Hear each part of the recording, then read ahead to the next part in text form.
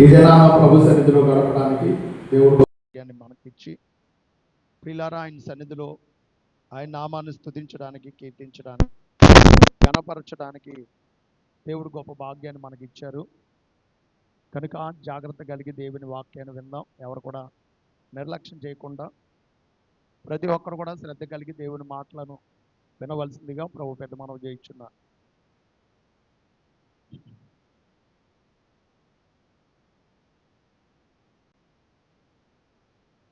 ప్రతి పునరుద్ధాన దినంలో ప్రభు సన్నిధిలో మనలను ప్రవేశపెట్టి కొన్ని మాటల ద్వారా ఎవరికి లేని భాగ్యాన్ని దేవుడు మనకి ఇస్తున్నారు. ప్రియులారా, మనిషి లోకంలో ఎలా బ్రతకాలో మనిషికి తెలియదు. కానీ దేవుడు చక్కగా జీవగ్రంథాన్ని, బైబిల్ గ్రంథాన్ని దేవుడు మనకి ఇచ్చి, ఇదిగో ఇలా జీవించండి, ఇలా జీవిస్తే మీకు బాగుంటుంది అని దేవుడు చక్కని గ్రంథాన్ని దేవుడు మనకిచ్చి ప్రతి వారం చక్కని బోధ మనకి వినిపిస్తున్నారు. ఈ బోధ విన్నటువంటి వారందరూ కూడా విని గ్రహించి దాని ప్రకారంగా జీవిస్తే మన ప్రాణములకు నెమ్మది కలుగుతుంది. కానీ మనిషి ఏం చేస్తున్నాడనంటే బోధ వినట్లా. విన్నమ్నే మనిషికి ఏమొస్తుందంటే రక్షణ వస్తుంది. బైబిల్లో ఒక మాట ఉంటుంది, వినుటకు సిద్ధ మనసు ఉండాలంట. ఏ మనసు ఉండాలి? సిద్ధ మనసు.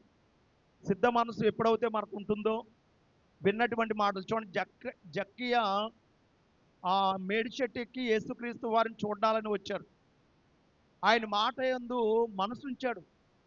మనసు ఉంచగానే అతను జీవితమే మారిపోయింది. లూదియా పౌలు గారు చెప్పినటువంటి వాక్యమందు లక్ష్యం ఉంచిందంట. లక్ష్యం ఉంచగానే తన బ్రతుకేమైపోయింది? మారిపోయింది. ఇంటి వారి బ్రతుకు కూడా మారింది. అలాగే మనము కూడా దేవుని వాక్యమందు లక్ష్యం ఉంచితే, మీరు కుటుంబ సభ్యులు అందరూ కూడా దేవుని వాక్యమందు లక్ష్యం ఉంచితే కంపల్సరీ మన బ్రతుకులు, మన జీవితాలు అన్నీ కూడా మారుతాయి. కాబట్టి గమనించి ప్రతి ఒక్కరు కూడా శ్రద్ధ కలిగి దేవుని మాటలను వినవలసిందిగా ప్రభు పెద్ద మనవి చేస్తూ, ప్రియులారా, పరిశుద్ధ లేఖన భాగంలో నుండి వాక్యాన్ని ధ్యానం చేద్దాం. గతించినటువంటి కాలంలో శుక్రవారం ప్రియులారా ఏం ధ్యానం చేయడం జరిగిందంటే, మనంతటా మనం ఆశీర్వదించబడతామా లేక దేవుని ఆశీర్వాదం వలన ఆశీర్వాదం మనకు వస్తుందా అనేటువంటి విషయాన్ని శుక్రవారం ధ్యానం చేయడం జరిగింది. మనంతటా మనం ఏమీ చేయలేము, దేవుని ఆశీర్వాదమే ఐశ్వర్యాన్ని ఇస్తుంది తప్ప మనంతటా మన వల్ల ఏమీ కాదు అనేటువంటి విషయాన్ని మనము ఆలోచన చేసాం. ఈరోజు కూడా మరొక విషయాన్ని ఆలోచన చేద్దాం. మానవ జీవితానికి కావాల్సింది ఏంటంటే ఆహారం కావాలి, తినడానికి తిండి, కట్టుకోవడానికి వస్త్రాలు, అలాగే ఉండడానికి నివాసము, అలాగే ఇంకా ప్రాముఖ్యమైనది ఏంటంటే శాంతి, సమాధానం. ప్రియులారా, ఇవి మనిషికి చాలా ప్రాముఖ్యమైనవి. అన్నిటికంటే ప్రాముఖ్యమైనది ఏంటంటే శాంతి, సమాధానము అనేది మనిషికి కావాలి.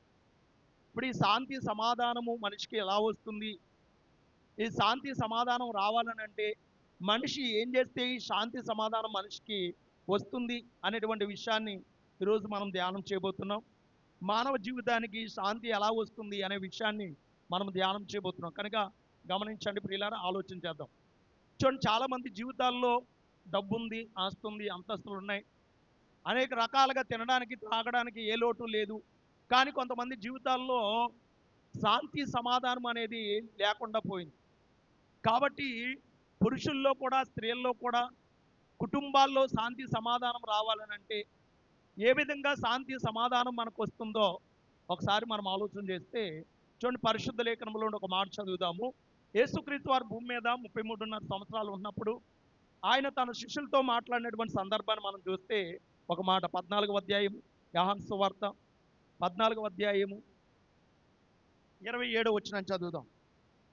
శాంతిని మీకు అనుగ్రహించి నేను వెళ్ళుచున్నాను, నా శాంతిని మీకు అనుగ్రహించుచున్నాను. చూడండి, ఇక్కడ యేసుక్రీస్తు వారు వెళుతూ తన శిష్యులతో మాట్లాడినటువంటి సందర్భం.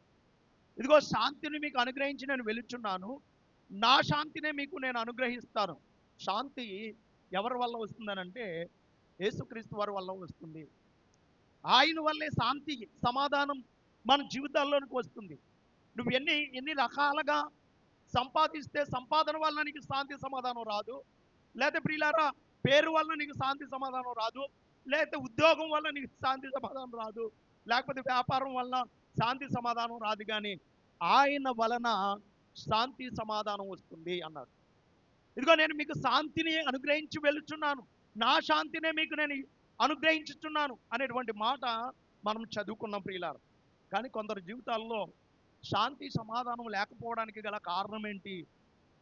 కొందరు జీవితాల్లో ప్రియులారు ఎప్పుడు కూడా దుఃఖమే, ఎప్పుడు కూడా వేదనే, ఎప్పుడు కూడా సమస్యలే, ఎప్పుడు కూడా శోధనలే కలగడానికి గల కారణం ఏంటి అనేటువంటి విషయాన్ని మనం ఆలోచన చేస్తే, రోమిలికి రాసినటువంటి పత్రిక 3వ అధ్యాయము 17వ వచనం మనం చదివితే, రోమిలికి రాసినటువంటి పత్రిక 3వ అధ్యాయము 17వ వచనం చూడండి. శాంతి మార్గము వారు ఎరగరు, వారు కనుల ఎదుట దేవుని భయం లేదంట. అంటే శాంతి మార్గము వెరగకుండా, అంటే మనిషి అంట ఏ మార్గం తెలుసుకోలేకపోతున్నాడు? శాంతి ఎలా నడిస్తే మంచిది, ఎలాగుంటే మంచిది, ఎలా నడిస్తే మంచిది, ఎలా లోకంలోకి వెళ్తే మంచిది, లోకంలో ఏం తింటే మంచిది, ఏం తాగితే మంచిది. ఇక్కడ అంటున్నాడు మనిషి ఏం చేస్తున్నాడు అని అంటే, 16వ వచనం కూడా చదవండి ఒక మాట పైనుంచి. నాశనమును కష్టమును వారి మార్గములలో ఉన్నవి. చూడండి, నాశనమును కష్టమును వారి మార్గములో ఉన్నవంట. వారు శాంతి మార్గమును వారు ఎరగరు, వారి జీవితంలో దేవుని భయం లేదంట. ఇప్పుడు ఏం లేదు మన వాళ్ళకి. భయం అంటే ఏ భయం? పాములు భయం ఉన్నాయి, దెయ్యాలు భయం ఉంది, కుక్కల భయం ఉంది. పాములు భయం, దెయ్యాల భయం, కుక్కల భయం, మరణ భయం, ఇవన్నీ ఉన్నాయి. కానీ ఏ భయం లేదు? ఆఖరికి దెయ్యం భయం కూడా ఉందంట. కుక్క భయం ఉంది, కుక్కల భయం ఉంది, దెయ్యం భయం ఉంది, పాముల భయం ఉంది, ఆఖరికి సీమల భయం కూడా ఉంది. ఏ భయం? సీమలు కుడతాయంటే సీమ మేదెక్కేస్తుందంటే ఎంత భయం మనిషికి. ఇప్పుడు గబగబా సీమ వచ్చి మీ మీద ఎక్కింది అనుకోండి, ఇప్పుడు ఏం చేస్తారు మీరు? గబగబాలు వేసిపోయి అందరిని గలిపిలు చేసేస్తారు. అండ్ ఫోన్లో అదేం చేద్దలే, అంత గిల్లితే అది అవసరం అయితే అదేం చేయదని ఆలోచన మనకు ఉంటుందంటే ఉండదు. అమ్మో, దానివల్ల మనం ఏదో అయిపోతాం అన్నట్లుగా అన్నిటి భయం ఉంది. చూడండి, ఆఖరికి నలుసు అంత ఉన్నటువంటి సీమల భయం ఉంది. కానీ పిల్లరా ఆకాశము నా సింహాసనము, భూమి నా పాదపీఠము అని అంత ఉన్నటువంటి దేవుడు అంటే భయం లేదండి. ఎంతంటే ఏదంటే భయం ఉంది? ఆ సీమ అన్న భయం ఉంది. సీమకున్నంత భయము దేవుని దగ్గర లేదు. చూడండి ఎంత ఉందో మనిషి. అక్కడ అంటున్నాడు, ఏమంటున్నాడు అంటే, వారి మార్గములో కష్టమును నష్టమును ఇబ్బందులు నాశనము వారి మార్గములో ఉంది. ఎందుకు ఇలాగా వారి మార్గములో ఇలాంటివి ఉన్నాయంటే, వారి శాంతి మార్గమును ఎరగక నడుచుకుంటున్నారు. బుర్ర ఉంది కానీ తలకాయ ఉంది కానీ దానిలో ఏమి లేదంట, గుంజి లేదు. బుర్ర ఉంది, తలకాయ ఉంది, తల పెద్ద తలకాయ ఉంది పిల్లరా. ఆనపకాయ తాటికాయ అంటే సరిపోదు, ఆనపకాయ ఎంత ఉంది తలకాయ. తాటికాయ చిన్నగానే ఉంది, తాటికాయలు చిన్న తాటికాయలే కనబడుతున్నాయి. కానీ బుర్ర మనది ఎంత ఇచ్చాడంటే పెద్ద ఆనపకాయ అంత ఇచ్చాడు దేవుడు. గతించినటువంటి కాలంలో ఒక తల్లి ఆనపకాయ తెచ్చింది. దగ్గర దగ్గర ఎంత ఉందండి అంటే ఒక 5 కేజీలు ఉంటుందేమో. ఒక 5 కేజీలు, ఒక 6 కేజీలు ఉంటుంది, అంత ఉంది ఆనపకాయ. మనిషి తలకాయ పెద్ద తలకాయ ఉన్నా కానీ శాంతి మార్గం ఏది అని తెలుసుకోలేకపోతున్నారు. వారి మార్గము శాంతి మార్గమును వారు ఎరగరు. వారిలో దేవుని భయము వారిలో లేకుండా పోయింది. ఈ రోజున మనిషి నశించిపోవడానికి, కష్టాలు నష్టాలు నశించిపోవడానికి గల కారణం, సమస్యల్లోకి వెళ్ళడానికి గల కారణం లేక నశించిపోతున్నాడా? సమస్యల్లోకి వెళ్ళడానికి లేక సమస్యల్లోకి వెళ్తున్నాడు అంటే అన్నీ ఉన్నాయి అన్నీ ఉన్నాయి. బంగారు లేక దేవుడు అన్ని ఇచ్చాడు మనకి. దేవునికి మహిమ కలుగును గాక. మాకేమీ లేదన్న వాళ్ళు ఎంతమంది ఎవరన్నా ఉన్నారా? ఈరోజు మాకు బియ్యం లేవండి, మాకేమీ లేవండి, తినడానికి తిండి కూడా లేదండి అన్నవాళ్ళు ఎవరైనా ఉన్నారని అంటే ఎవరు లేరు. దేవుడు అందరికీ అన్ని విధాలుగా అన్ని రకాలుగా ఏది కావాలంటే అది ఇచ్చాడు దేవుడు. గతించిన కాలంలో పిల్లలు ఏమైనా తినాలంటే కక్కుర్తి పడేవాళ్ళం, ఏమైనా తినడానికి తిండి లేక గంజి మెతుకులతో తినేవాళ్ళం, గంజన్నంతో బ్రతికేవాళ్ళం. కానీ ఈ రోజున ప్రియులారా కోరుకున్నటువంటి అన్నాన్ని దేవుడు మనకు ఇచ్చాడు నోటి నిండా. బానిసలుగా ఉన్నప్పుడు ఇశ్రాయేలీయులు తినడానికి తిండి లేదు. తర్వాత దేవదూతలు తినే ఆహారాన్ని ఇచ్చాడంట వాళ్ళకి. దేవదూతలు తినే ఆహారం ఇస్తే వాళ్ళకి ఎలా ఉందో ఆ ఆహారం చెప్పండి. ఎలా ఉందో ఆ ఆహారం? సయాసారం లేని మన్నా అన్నారు. వాళ్ళు తిన్న తర్వాత అంట వాళ్ళు అన్న మాటలు ఏంటంటే దయాసారం లేని మన్నా. చూడండి, ఎవరు తిన్నటువంటి ఆహారాన్ని, దేవదూతలు తినే ఆహారాన్ని దేవుడు వారికి ఇస్తే దయాసారం లేని మన్నా అని చెప్పారు వాళ్ళు. ఈరోజు మనుషులు బాగా తిండి ఎక్కువైన తర్వాత మనిషి ఏం చేస్తున్నాడు అంటే దేవుని భయం మర్చిపోయాడు. కడుపు కాలుతా ఉంటే దేవుడు గుర్తొస్తాడు. కడుపు కడుపు కాలుతా ఉంటే ఏంటి, ఆకలిగా ఉన్న వారికి ఆకలి వేసింది అనుకోండి, ఏమంటాడు? అమ్మా అంటాడు. ఆకలి లేకపోతే అమ్మ లేదు, ఏం లేదు. ఏంటి, ఆకలి వేస్తే పిల్లారా అమ్మ దగ్గర కూడా లేదనుకోండి, అప్పుడు దేవా అంటాడు. అంటే ఆకలి వేసి అంట అడవి జంతువులు దేవునికి మొర్రపెట్టుచున్నవి. చూడండి, ఆకలేసి ఏంటి, కాకోలము దేవుని వైపు చూస్తున్నాయి, కాకులు దేవునికి మొర్రపెడుతున్నాయంట. అమ్మా, ఏంటి, ఆకలేసి ఏంటి జంతువులు దేవునికి మొరపెడుతున్నాయి, కాకులు దేవునికి మొరపెడుతున్నాయి. మనుషులకి ఏంటనంటే అడిగినంత దేవుడు ఇచ్చేశాడు. అడిగినంత ఇచ్చేశాడు. అడిగినంత తిన్నంత ఇచ్చేశాడు. మనస్ఫూర్తిగా బైబిల్ గ్రంథంలో ఒక మాట ఉంటుంది, వారు తృప్తి కలిగి తిన్నంత ఇచ్చాడంట వాళ్ళకి కూడా. ఏమా, తిన్నంత ఇచ్చినా కానీ వాళ్ళు ఏం చేశారంటే ఇంకా కావాలని అడిగి దేవుని మాటికి శోధించారంట ప్రియులారా. ఈ రోజున మనిషి కూడా ఎలాగున్నాడు అంటే వారి మార్గాల్లో ఏంటి నాశనము, కష్టము, ఏంటి ఇబ్బందులు వారి మార్గాల్లో ఉన్నాయంటే వారి శాంతి మార్గమును వెరగకుండా నాశనమునకు పోవు మార్గమును వెతుకుతున్నారు వాళ్ళు. రోజున చాలా మంది నాశనానికి పోవు మార్గం ఎలా ఉంటుందంటే వెడల్పుగా ఉంటుంది. నాశనానికి పోవు మార్గం ఎలా ఉంటుంది? వెడల్పుగా ఉంటుంది. ఏంటి, ఆ మార్గమున పోవారు చాలా మంది అంట. విరుకు మార్గమున పోవారు కొద్ది మందే, అది ఇరుకుగా ఉంటుంది. నిజంగా నేను చెప్పాలంటే యేసుక్రీస్తులోనికి వచ్చేవారు కొద్ది మందే. ఎందుకంటే యేసుక్రీస్తు వారి మార్గం ఏమైందనంటే ఇరుకైన మార్గంలో ప్రవేశించేవారు కొందరే అనేటువంటి మాట చెప్పాడు. ఈ రోజున పరిశుద్ధత కలిగి బ్రతకడానికి ఇష్టం లేదు మనిషికి, ప్రార్థన చేయడానికి ఇష్టం లేదు మనిషికి, పరిశుద్ధత కలిగి బ్రతకడానికి ఇష్టం లేదు మనిషికి, వాక్యం ధ్యానం చేయడం మనిషికి ఇష్టం లేదు, సత్య మార్గం మనిషికి ఇష్టం లేదు. ఒకవేళ సత్య మార్గం మనిషికి ఇష్టం లేకపోతే పై చెప్పాడు కదండి, నాశనమును, కష్టమును వారి మార్గములో ఉన్నాయి.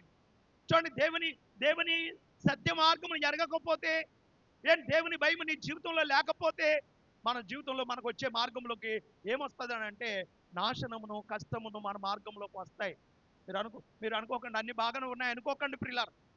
కంపల్సరీ ఆయన అంటున్నాడు శాంతి నీ లేకుండా పోతుందంటే దానికి కారణం ఏంటనంటే పై వచనంలో నాశనమును, కష్టమును నీ మార్గంలోకి రావడానికి గల కారణం ఏంటనంటే దేవుని బైబిల్ లేకపోవడం ద్వారా. మరొక మాట మనం చూడగలిగితే చూడండి, పరిశుద్ధ లేఖనములో నుండి యెషయా గ్రంథం 59వ అధ్యాయం 8వ వచనం కూడా ఒక మాట. యెషయా గ్రంథము చూడండి, యెషయా గ్రంథము 59వ అధ్యాయం 8వ వచనం. శాంతి వర్తనలు వారు ఎరగరు. చూడండి, వాడి నరవడిలలో న్యాయం కనబడదు. వారు తమ కొరకు వంకర త్రోవలు కల్పించుకుందరు గనుక వాటిలో నడుచువాడు ఎవడను శాంతి నొందడు. 59వ అధ్యాయం 8వ వచనం మనం చదువుతున్నాం. యెషయా గ్రంథము 59వ అధ్యాయం 8వ వచనంలో ఆయన అంటున్నాడు, శాంతి వర్తనను వారు ఎరగరు, వారి నడవడిలలో న్యాయము కనబడదు, వారు తమ కొరకు వంకర త్రోవలు కల్పించుకుంటున్నారు, వాటిలో నడిచివాడు ఎవడనో శాంతి నొందడు. చూడండి, మనం కల్పించుకునే మార్గంలో శాంతి లేదు. మీరు బాగా గమనించండి, మనం ఏది చేసుకున్నా బాగా గమనించండి, మన మార్గము ఏదైనా సరే బైబిల్ ఒక మాట ఉంటుంది, ఒకని మార్గము వాని దృష్టికి యథార్థంగా కనిపించును, తొదుకు అది మరణమునకు. దేవుడు ఒక మార్గం వేశాడు. ఆదాము అవ్వగారికి ఒక మార్గం వేస్తే వారు ఒక మార్గం కల్పించుకున్నారు. దాని ద్వారా వారికి ఏమొచ్చింది? కష్టమును, నాశనము వారి జీవితంలోకి వచ్చింది.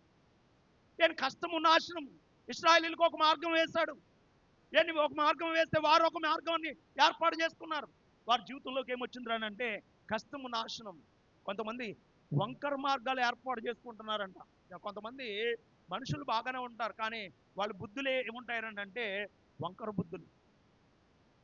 వంకర మనసు వాళ్ళు ఏం చేస్తారనంటే చూడండి, ఏదో అంటారండి ఒక సామెత, కుక్కకి ఎంత వంకర తీసినా కుక్క తోక వంకర రాదంట. కుక్క తోక ఏమవుదంట? వంకర రాదు. మనం ఎన్ని రకాలుగా చెయ్యి ఇరిగిపోయింది అనుకోండి, బద్దేసి కట్టేమనుకోండి, కొదంతా వంకర లేకుండా నిదానంగా వస్తుంది మన చెయ్య. కానీ కుక్క తోకంట వంకర లేకుండా చేద్దామని వాడు తల్లకిందులుగా ప్రయత్నం చేసినా కానీ ఆ వంకర మాత్రం ఏమవుతానంటే పోదంట. చూడండి, ఆ బద్ద తోకకి ఉన్నంతసేపు కూడా వంకరగా పోయి నిదానంగా ఉంటుందండి. బద్ద తీసేగానే మళ్ళీ ఏమవుతుంది? చెప్పండి, ఏమవుతుంది? మళ్ళీ వంకర వచ్చేద్దంట. అలాగే మనము ఎప్పుడు నిదానంగా ఉంటామంటే మందిరంలో ఉన్నంతసేపు నిదానంగా ఉంటాం. మందిరం ఒక బద్ద లాంటిది అనమాట. మందిరం బద్ద, ఈ బద్దలోంచి బయటికి ఎప్పుడైతే బయటికి వెళ్ళేమో బద్ద తీసేసినట్టు. అప్పుడు మనం ఎలాంటి ఆలోచనలు అని అంటే అన్ని చెడు ఆలోచనలే. చూడండి, వంకర మార్గాలు. చూడండి, అక్కడ అంటున్నాడు ఏంటి, ఈ వారి నడవడిలలో సత్యము లేదంట, నడవడిలలో న్యాయము లేదంట. ఏంటి, మన నడవడిలలో మన ప్రవర్తనలలో మనకి శాంతి రావాలనంటే మన ప్రవర్తనలో నడవడిలో న్యాయం ఉండాలి, నడవడిలో క్షేమం ఉండాలి, నడవడిలలో సత్యం ఉండాలి. బాగా గమనించండి, మన మన నడవడిని బట్టి మన జీవితానికి శాంతి వస్తుంది. అందుకని నీ ప్రవర్తనను బట్టి, వాడి ప్రవర్తనను బట్టి బైబిల్ ఒక మాట ఉంటుంది, ఆ అతని ఆమె చేసిన పనిని బట్టి ఆమెకి ప్రతిఫలము ఇయ్యదగును అని రాశాడండి. చేసిన పనిని బట్టి అట్టి దానికి ప్రతిఫలము ఇయ్యదగును. చేసిన పనిని బట్టి, మన నడవడిని బట్టి నీకు సమాధానం కావాలంటే, శాంతి కావాలనంటే, చక్కగా దేవుడిచ్చినటువంటి సమాధానం శాంతి కావాలనంటే నీవు మార్గములను ఏర్పాటు చేసుకోవడం కాదు, దేవుని మార్గములోనికి నువ్వు రావాలి. ఆయన అన్నాడు, నేనే నీకు శాంతిని అనుగ్రహించి వెళ్ళుచున్నాను. శాంతిని నా వల్లే కలుగుతుంది, నా వల్లనే నీకు శాంతి వస్తుంది తప్ప నువ్వు తెచ్చుకోలేవు. లేదా నువ్వు ఒక శాంతి తెచ్చుకోవాలని నువ్వు ఒక మార్గం వేసుకుంటే ఆ మార్గం గుండా వెళ్తే నీకు శాంతి రాదు. ఏమా చూడండి, మనం అనుకున్నవన్నీ చెడ్డే. మీరు ఆలోచన చేయండి, మనం ఏది అనుకున్నా అది మనకి చెడ్డే. మన శరీరానికి మనం ఏదనుకున్నా అది చెడ్డే. మనం బాగుంది అనుకున్నదంతా మనకి చెడ్డే. ఏమా చాలా బాగుంది అనుకున్న అదంతా మనకి చెడ్డే. బాగోలేదు అనుకున్నదంతా మనకు మంచి. నిజంగా బాగా ఆలోచన చేయండి. బాగోలేదు, ఇది బాగోలేదు అనుకున్నదల్లా మనకు మంచి, బాగుంది అనుకున్నదల్లా మనకి చెడ్డ. చూడండి, కాకరకాయ మనం ఏమంటాం? బాగోలే చిచ్చి, బాగోలే కాకరకాయ. ఎవరైనా కాకరకాయ కూర అంటేనే ఇష్టపడరు. తోటకూర అనే దేవుడు మనకి ఎలా ఉంటుంది? అబ్బా చిచ్చి, తోటకూర నేను తిన్న. ఇవాళ ఆదివారం తోటకూర వండేమన్నావు అనుకోండి, నీకేం దిగ్గులేదు, ఆదివారం తోటకూర వండటం ఏంటి అంటాం. నేను తోటకూర. బీరకాయ అన్నాం అనుకోండి, బీరకాయ బాలింతరాలు కూర అంటాం అండి. నేను బాలింతరాలు వండుకునే కూరలు. ఇప్పుడు మనం బాగోలేదు అనుకున్నాయన్నీ మనము ఒకవేళ మనకి అనారోగ్యం వస్తే ఏ కూరలు వండమంటారు చెప్పండి? చూడండి, అయ్యే వండమంటారు. కానీ మనకేం నచ్చుతుంది అని అంటే నేను మటను, చికెను, చేప, నేను రొయ్యలు, ఇవన్నీ మనకు నచ్చుతాయి. మరి జ్వరం వచ్చినప్పుడు కడుపు నిండా ఎట్టేయాలి ఇవన్నీ. అమ్మా బాగోను, కడుపులో నొప్పి వచ్చినప్పుడు నేను మటన్ కూర వేసి, చికెన్ కూర వేసి పెట్టేసాం అనుకోండి, ఏమవుతుంది అప్పుడు? అమ్మా మనం అనుకుంటున్నాం, మనం అనుకున్నవన్నీ కూడా రాంగ్. దేవుడు ఇచ్చినవన్నీ కూడా శ్రేష్టమైనవి, కానీ అవి మనకు నచ్చుతుండలేదు. ఎప్పుడైతే అవి మనకు నచ్చుతాయో, దేవుని మార్గం ఎప్పుడైతే మనకు నచ్చుతుందో అప్పుడు మన జీవితంలోకి ఆవేశం రాదు, శాంతి సమాధానం మన జీవితంలోకి వస్తుంది. అలా శాంతి సమాధానం మన జీవితంలోకి రావాలనంటే కంపల్సరీ మనం ఏం చేయాలనంటే దేవుని మార్గంలోనికి రావాలి. ఆడు అంటున్నాడు, వారు వంకర మార్గమును కల్పించుకుందరు. నేను కల్పించుకున్నాడు. యెషయా గ్రంథం మనం చదివాం కదండి. యెషయా గ్రంథములో 59వ అధ్యాయం 8వ వచనంలో, శాంతవర్తనులు వారు ఎరగరు. చూడండి, వారి నడవడలలో న్యాయం కనబడదు, వారు తమ కొరకు వంకర త్రోవలు కల్పించుకునిచున్నారు, వాటిలో నడుచువాడెవడును శాంతి. వంకర త్రోవలో నడుచువాడెవడును శాంతి నొందడు. వంకర త్రోవ అంటే ఏంటి? వంకర త్రోవ అంటే ఏంటి? వంకర త్రోవ అంటే ఏంటి? మంచి త్రోవ అంటే ఏంటి? మంచి మన జీవితానికి ఏదైతే మంచి ఉందో అది మంచి త్రోవ, మన జీవితానికి ఏదైతే చెడు ఉందో అది వంకర త్రోవ. నేను వంకర త్రోవ అంటే, మంచి త్రోవ అంటే ఏంటి అని అంటే మన జీవితానికి ఏదైతే చెడు ఉందో అది వంకర త్రోవ. అమ్మా చెడు అనేది ఏదైతే ఉందో అదంతా వంకర త్రోవ. ఏదైతే మన జీవితానికి మంచి ఉందో ఆ మంచులో నడవడమే మంచి త్రోవ. రాజమార్గము అన్నాడు బైబిల్. రాజమార్గము వారికి ఏర్పరచబడను, అది భక్తిహీనులు పోకూడని మార్గం. నేను విమోచింపబడిన వారే దానిలో ప్రవేశించుదురు. అక్కడ ఎటువంటి క్రూర జంతువులు అక్కడ ఉండవు. మంచి మార్గంలో మనల్ని ఇబ్బంది పెట్టేది ఏది ఉండదంట ప్రియులారా. చూడండి, మనం మంచి విషయములో ఆసక్తి కలిగి ఉంటే నీకు హాని చేసేవాడు ఎవడు అని బైబిల్ రాసిందండి. మంచి విషయములలో నువ్వు ఆసక్తి కలిగి ఉంటే నీకు హాని చేసేది ఏముంది? ఏమీ లేదు. కాబట్టి ఇప్పుడు మనం ఏం చేయాలనంటే, మనకి శాంతి రావాలి. శాంతి రావాలనంటే వంకర బుద్ధులు, వంకర ఆలోచనలు, వంకర త్రోవలు, వంకర మార్గం, చెడు ఆలోచన, చెడు తలంపులు అవి మనకుంటే మన జీవితంలోనికి శాంతి అనేది మన జీవితంలోనికి రాదు. ఒకవేళ అప్పటి వరకు నువ్వు ఆనందపడవచ్చు, అప్పటి నుంచి బయటకు వస్తే గనక నీకు శ్రమే కలుగుతుంది. అప్పటిదాకా ఒకవేళ ఆ క్షణం మాత్రం నీకు సుఖం ఉండొచ్చు, ఒక క్షణం మాత్రం నీకు ఆనందం ఉండొచ్చు ప్రియులారా. కానీ బయటికి రాగానే నీ జీవితంలో ఏముంటుందనంటే కష్టమును, నష్టమును, నాశనమును నీ జీవితంలో ఉంటుంది. అలా కాకుండా ఉండాలని అంటే కంపల్సరీ ప్రభు చెప్తున్నటువంటి మార్గంలోనికి రావాలి. ఇప్పుడు ఈ శాంతి మనకు ఎలా వస్తుంది, ఎలా మనం శాంతిని సంపాదించుకోగలుగుతాము అనేది మనం ఆలోచన చేయగలిగితే, చూడండి పరిశుద్ధ లేఖనంలో నుండి ఇర్మియా గ్రంథం 6వ అధ్యాయం 16వ వచనాన్ని మనం చదవగలిగితే, ఇర్మియా గ్రంథము 6వ అధ్యాయము 16వ వచనాన్ని మనం చదవగలిగితే, యెహోవా ఇలాగు సెలవిచ్చుచున్నాడు, మార్గములలో నిలిచి చూడుడి, పురాతనమైన మార్గముల గురించి విచారణ చేయండి, మేలు కలుగు మార్గం ఏదో అని అడిగి అందులో నడుచుకొనండి, అప్పుడు మీ ప్రాణములకు నెమ్మది కలుగుతుంది. నెమ్మది కలగాలని అంటే నీకు తెలియకపోతే అడిగి తెలుసుకో. తెలియకపోతే అడిగి తెలుసుకో. చాలా మంది ముదుర్లు ఉన్నారు. ముదుర్లకి ఏం తెలుసు చెప్పండి అమ్మా? ముదుర్లకి ఏం తెలుసు? అన్నీ తెలుసు, కానీ ఏం చేయరు, ఏది చేయరు. అది వాళ్ళు స్పెషల్ ఏంటంటే ముదురులు. ఏయ్ మొన్న అన్నాడు బాగా తాగేసినాడు అన్నాడు, నాకు అన్నీ తెలుసు అన్నాడు. అన్నీ తెలుసు, అడిగి అన్నీ తెలుసు. తాగకూడదని తెలుసు, తాగకూడదని తెలుసు, మందు తాగకూడదని తెలుసు, సిగరెట్ తాగకూడదని తెలుసు, తినకూడదని తెలుసు, అన్నీ తెలుసు. అండి మొన్న రామవరం వెళ్తే ఆయన అన్నాడు అనమాట, నాకు అన్నీ తెలుసండి, నాకు అన్నీ తెలుసు అన్నాడు. అన్నీ తెలుసు, కానీ ఏది చేయరు ఆయన, ఏది చేయరు. అలాగే మన ముదురులు ఉన్నారు, కొంతమంది ముదురులు ఉన్నారు మన అంట. ఆ ముదురులకి అన్నీ తెలుసు, కానీ ఏది చేయరు. ఏది చేయకపోతే మనకేం కలుగుతుందంటే నాశనం. అందుకని ఇప్పుడు ఏం చేయాలని అంటే, ఇప్పుడు ఒక లోకంలో సామెత ఉంటుంది, అన్నీ తెలిసిన వారికైనా చెప్పొచ్చు, ఏమీ తెలియని వారికైనా చెప్పొచ్చు.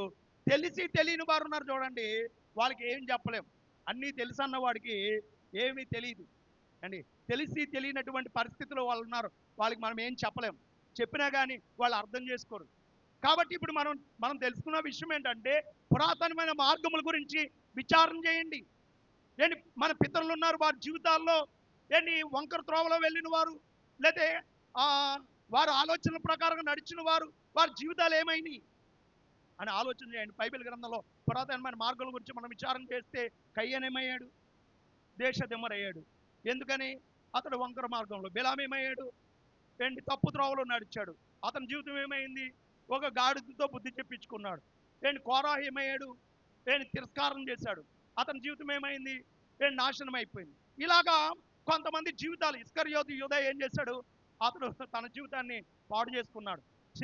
డబ్బు విషయంలో ఆసక్తి కలిగి అతను ఏం చేశాడనంటే యేసుక్రీస్తు వారిని అమ్మేయాలనేటువంటి ఆలోచన కలిగి నశించిపోయాడు. ఇప్పుడు వీళ్ళు ఎలాగున్నారు? వీళ్ళ త్రోవలో నడుచుకుంటే మనం కూడా ఏమవుతామంటే కష్టమును, నాశనమును మన త్రోవలో కూడా ఉంటాయి. కానీ భక్తులైన వారు చూడండి, అబ్రహాం ఏం చేశాడు? ఇసాక్ ఏం చేశాడు? యాకోబు ఏం చేశాడు? దావీదు ఏం చేశాడు? అలాగే ప్రియులారా దానియేలు గారు ఏం చేశారు? మన ప్రభు అయిన యేసుక్రీస్తు వారు ఈ లోకంలోకి వచ్చి ఏం చేశారు? ఇప్పుడు మనం ఇవన్నీ ఆలోచన చేసి పురాతనమైన మార్గముల గురించి అందులో మేలు కలుగు మార్గం ఏది?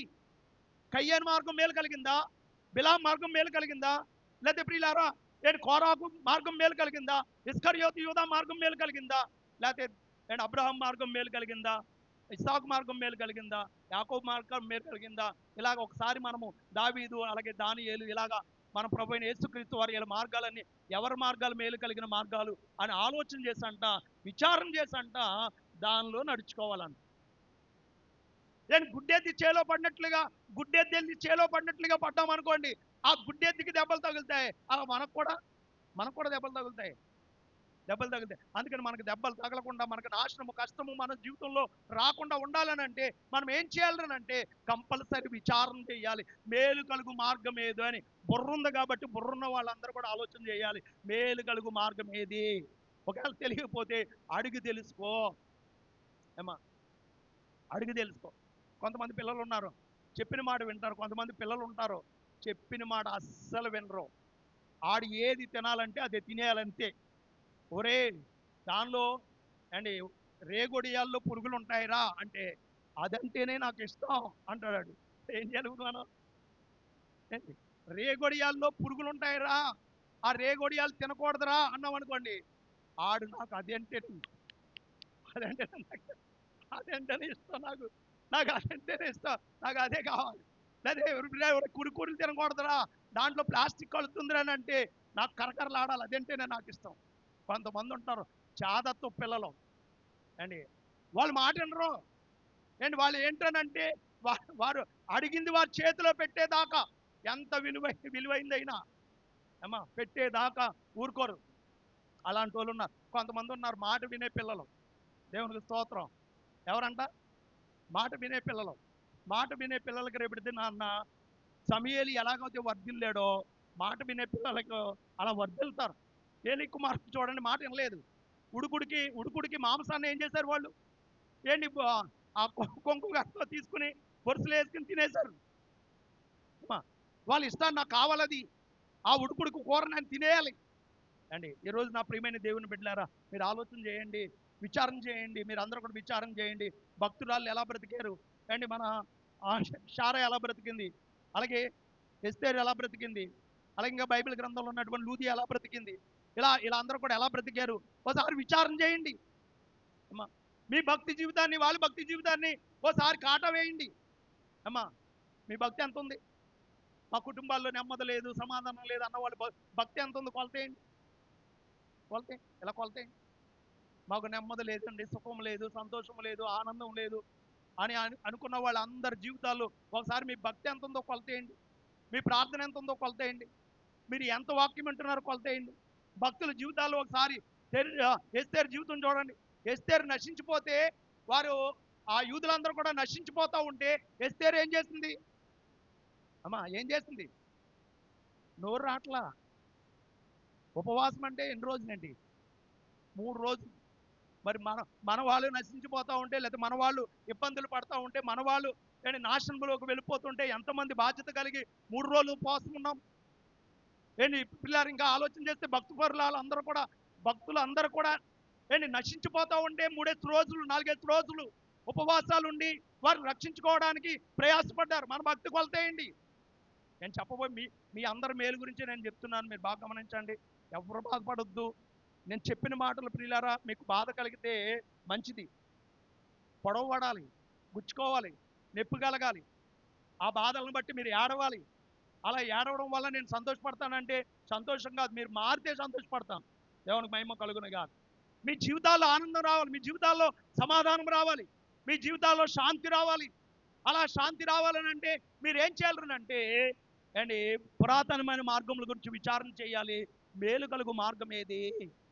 బైబిల్లో వాళ్ళందరూ అంట ఏం చేశారు? కొంతమంది చూడండి, బైబిల్ గ్రంథంలో ఎబ్రిల్కి రాసినటువంటి పత్రిక చూడండి. ఎబ్రిల్కి రాసినటువంటి పత్రికలో 11వ అధ్యాయం, ఎబ్రిల్కి రాసినటువంటి పత్రిక 11వ అధ్యాయం, 11వ అధ్యాయంలో చూడండి 34 వచనం చూడండి. 34, 35 నుంచి చదువుదాం. లేదా 34 నుంచి చదువు. అగ్ని బల్లమును చల్లార్చిరి, ఖడ్గదారులను తప్పించుకునేది, బలహీనులుగా ఉండి బలపరచబడి యుద్ధములో పరక్రమశాలులైరి, అన్యుల శానాలను పారద్రోలిరి, స్త్రీలు మృతులైన తమ వారిని పునరుద్ధానం వలన మరలా పొందిరి. కొందరైతే మరి శ్రేష్టమైన పునరుద్ధానమును పొందగోరి విడుదల పొందనల్లక యాతన పెట్టవారు. కొందరు స్త్రీలంట తమ వారిని పునరుద్ధానం వలన మళ్ళా పొందారంట.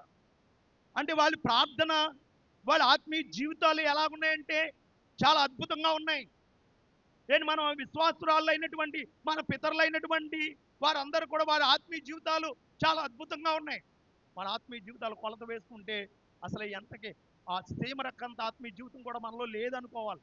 మన భక్తి ఎంత ఉందనంటే సీమరక్కంత భక్తి కూడా మన జీవితాల్లో లేదనుకోవాలి. ఎందుకనంటే వారి భక్తి ముందు మన భక్తి ఏ కోసాన లేదు ప్రియులారా. బాగా గమనించండి, అర్థం చేసుకోనండి ప్రియులారా.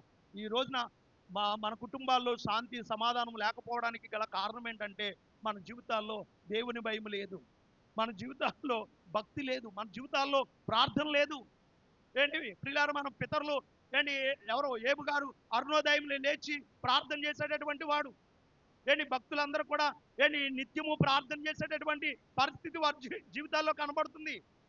అండి అబ్రహాం కానివ్వండి, ఇసాక్ గారు కానివ్వండి, యాకోబు గారు కానివ్వండి, వాళ్ళు ఎంత ఎంతంత ప్రార్థన చేశారో మీ బైబిల్ గ్రంథంలో రాయబడ్డాయి. ఈ రోజున వాక్యం చదువుతున్న మీరు అందరూ కూడా మనం ఏం చేయాలంటే పురాతనమైన మార్గం గురించి విచారణ చేయాలి. మేలు కలుగు మార్గం ఏదో అడిగి తెలుసుకోవాలి.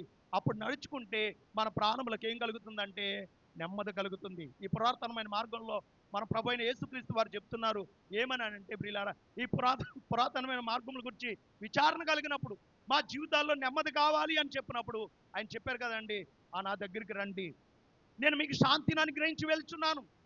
చూడండి, మత్తయి సువార్త 11వ అధ్యాయం 28వ వచనాన్ని చదివితే, మత్తయి సువార్త 11వ అధ్యాయం 28వ వచనంలో, ప్రయాసపడి భారం మోస్తున్న సమస్త జనులారా నా యొద్దకు రండి, నేను మీకు విశ్రాంతిని కలగజేస్తాను. ప్రయాసపడుతున్న వారులారా, అమ్మా వింటున్నారా? బాగా వినండి. ప్రయాసపడి భారం మోస్తున్న సమస్త జనులారా, అందరిని పిలుస్తున్నాడు దేవుడు. దుఃఖంలో ఉన్నటువంటి వారి కుటుంబాలను, బాధల్లో ఉన్న వారి కుటుంబాలను పిలుస్తున్నాడు. ప్రయాసపడి భారం మోస్తున్న సమస్త జనులారా, ఒక్కరినిద్దరిని పిలవట్లేదు, దేశంలో ఉన్న వారు అందరిని పిలుస్తున్నాడు. ఏంటి ప్రయాసపడి భారం మోస్తున్న సమస్త జనులారా నా యొద్దకు రండి, మీకు నేను విశ్రాంతిని ఇస్తాను. ఈ రోజున విశ్రాంతి కావాలని అంటే దేవుని మార్గంలోనికి రావాలి. ఏమా, దేవుని మార్గంలోనికి రావాలి. దేవుని మార్గంలోనికి వస్తే చూడండి, డబ్బున్న ఆస్తున్న అంతస్తున్న మనిషికి కావాల్సింది ఏంటంటే శాంతి సమాధానం.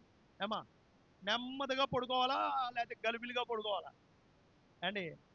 నెమ్మదిగా పడుకోవాలి. నెమ్మదిగా పడుకోవాలంటే మనం అనుకుంటాం డబ్బు ఉంటే నెమ్మదిగా పడుకుంటాము అని అండి. బైబిల్ చెప్తుంది అండి, ఆ డబ్బు ఉంటే నెమ్మది ఉండదంట. డబ్బు వలన నెమ్మదిగా, డబ్బు ఉండాలి కానీ దానివల్ల మనకు నెమ్మది రాదు, దానివల్ల మనకు శాంతి రాదు. అమ్మ వింటున్నారా? ఉండాలి, డబ్బు ఉండొద్దని అన్నట్లు, ఆ డబ్బు లేకపోతే మనం ఏమి చేయలేం. కానీ దానివల్ల మనకు శాంతి వస్తుందని అంటే దాని వలన రాదంట. ఏంటి ప్రియులారా, బైబిల్ గ్రంథంలో ప్రభు చెప్పినటువంటి మాట ఏంటంటే ఏంటి, ఆయన అంటున్నాడు ఒక మాట, ప్రసంగి గ్రంథంలో మనకు కనబడుతుంది. ప్రసంగి గ్రంథము చూడండి, ప్రసంగి గ్రంథము రిఫరెన్స్ 5వ అధ్యాయం 10వ వచనం చూడండి. 5వ అధ్యాయం 10వ వచనం మనం చూస్తే, ద్రవ్యమును అపేక్షించువాడు తృప్తి నొందడు, దాని చేత తృప్తి నొందడు. చూడండి 11వ వచనం, ఆస్తి ఎక్కువైన ఎడల దానిని భక్షించు వారును ఎక్కువ అగుదురు, కనులారా చూచుడియే కాక ఆస్తి పరునికి తన ఆస్తి వలన ప్రయోజనమేమి. చూడండి, ఇక్కడ అంటున్నాడు, కష్టజీవులు కొద్దిగా తినునను ఎక్కువగా తినునను సుఖ నిద్ర నిద్రింతురు, అయితే ఐశ్వర్యవంతులకు తమ ధనా సమృద్ధి చేత నిద్ర పట్టదు అంటున్నాడు. అంటే శాంతి మనకి ఎప్పుడు వస్తుంది అంటే ధనా సమృద్ధి చేత వస్తుంది అనుకోవద్దండి. ఏంటి ప్రియులారా, దేవుల్లో ఉంటేనే నీకు శాంతి వస్తుంది. కష్టజీవులు, కష్టపడేవారు, నేను కొంచెం తిన్నాను ఎక్కువగా తిన్నాను, వాళ్ళు సుఖ నిద్రిస్తారు, వారికి వేరే ఆలోచన ఉండదు. ఏమా, డబ్బు ఎక్కువ అవుతేనే దెబ్బలాటలు ఎక్కువ అవుతాయి. ఏమా, ఏమి ఎక్కువ అవుతాయి? డబ్బు ఎక్కువ అవుతాయి, దెబ్బలాటలు ఎక్కువ అవుతాయి. డబ్బు ఎక్కువ అవుతే అండి ఇంకా సమస్యలు ఎక్కువ అవుతాయి. ఏమా, బాగా గమనించండి. డబ్బు లేనప్పుడు ప్రియులారా, డబ్బు లేనప్పుడు కష్టాలు ఉండవు, డబ్బు లేనప్పుడు ఇబ్బందులు ఉండవు, డబ్బు లేనప్పుడు బాగానే ఉంటారు. కానీ డబ్బు పెరిగిన తర్వాత వ్యసనాలు ఎక్కువ అవుతాయి. ఏమి ఎక్కువ అవుతాయంట? వ్యసనాలు. డబ్బు పెరిగితే వ్యసనాలు. డబ్బు చేతి నిండా ఉండేటప్పటికి కోరికలు వచ్చేస్తాయి. అండ్ కోడి పందాలకి వెళ్ళాలి, పేకాటుకి వెళ్ళాలి, అండ్ ఇంకా తాగుడికి వెళ్ళాలి, డబ్బు ఎక్కువ ఉండేది, సిగరెట్ మీద సిగరెట్, సిగరెట్ మీద సిగరెట్, స్టైల్గా కాలుతారు. మళ్ళీ కాస్ట్లీ సిగరెట్, అప్పటిదాకా బీడీలు కాల్చుకునేవాడు డబ్బు వచ్చేటప్పటికి సిగరెట్ కాలుతాడు. ఏమా, బీడీ ముక్కలు ఏరుకుంటారు కొంతమంది, బీడీ ముక్కలు డబ్బులు అందేటప్పటికి చీ ఆ బీడీ కాల్చాను నేను, సిగరెట్ కావాలి నాకు. మళ్ళీ ఏ సిగరెట్ అంటే పెద్ద సిగరెట్. ఏమా, ఒక ఆయన యాసాకాలం వచ్చేటప్పటికంట ఉడుకొచ్చేస్తుందని ఇక్కడి నుంచి ఆకిమి నుంచి పాలకోలు బండి మీద తిరిగేవాళ్ళంట అండి. అప్పుడు అంతకుముందు 10 సంవత్సరాల క్రితం ఆకిమి నుంచి పాలకోలు బండి మీద తిరిగేవాడండి. ఏంటనంటే బండి వెళ్తా ఉంటే గాలి అవుతుంది కదా, ఆ చల్లని గాలికంట ఆకుమి నుంచి పాలకోళ్ళు, పాలకోలు నుంచి ఆకుమిడి అలా తిరిగేవాడంటే ఎండాల మాటలు ఏంటనంటే చల్లగా ఉంటానంట. అప్పుడు ఏసీలు లేవు కదా, ఏసీ లేక ఆ ఉడుకొచ్చేస్తుందని ఇలా తిరిగేవాడు. తిరిగితే ఊరికనే తిరుగుతామా, నీళ్ళు పోసుకుని తిరుగుతామా? ఏమా, ఆడు మోకాళ్ళ లోతులు అప్పుల్లోకి వెళ్ళిపోయాడు. మోకాళ్ళ లోతులు అప్పుల్లోకి వెళ్ళిపోయి ఉన్న ఇల్లు కాస్త అమ్మేసుకున్నాడు.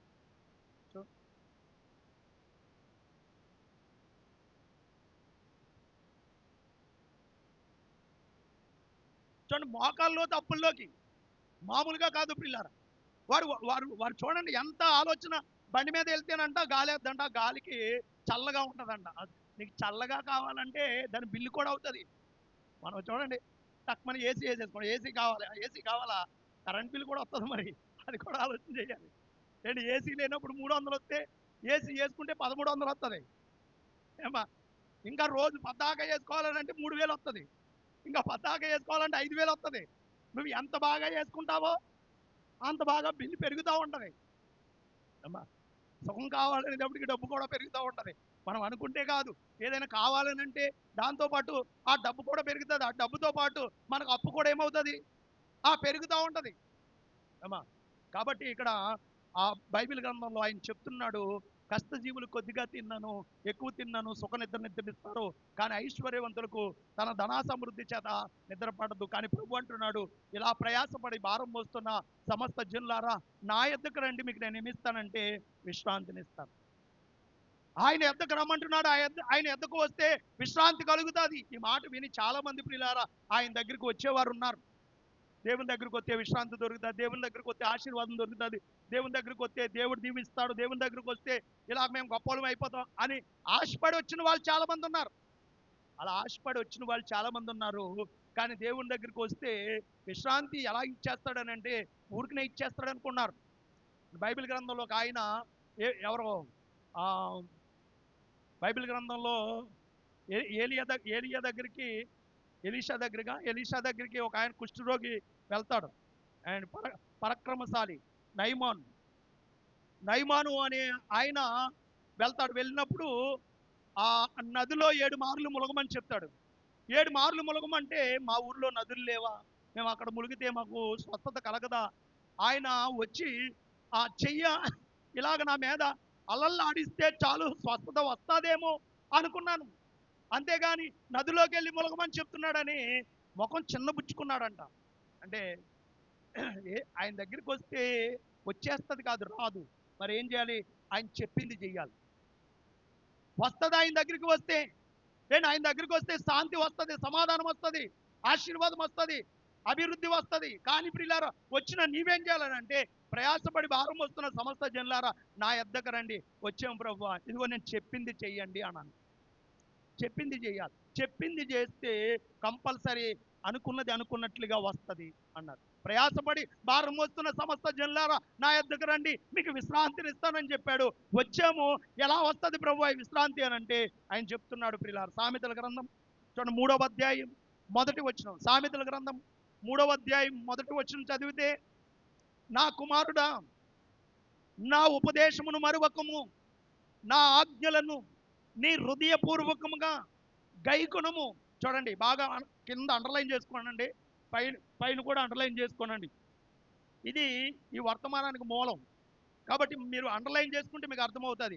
శాంతి మనిషికి ఎలా వస్తుంది, శాంతి సమాధానం మనిషికి రావాలనంటే ఎలా వస్తుందని అంటే అంటున్నాడు, నా కుమారుడా నా మాటలను మరువకము, నా ఆజ్ఞలను నీ హృదయపూర్వకముగా గైకొనుము.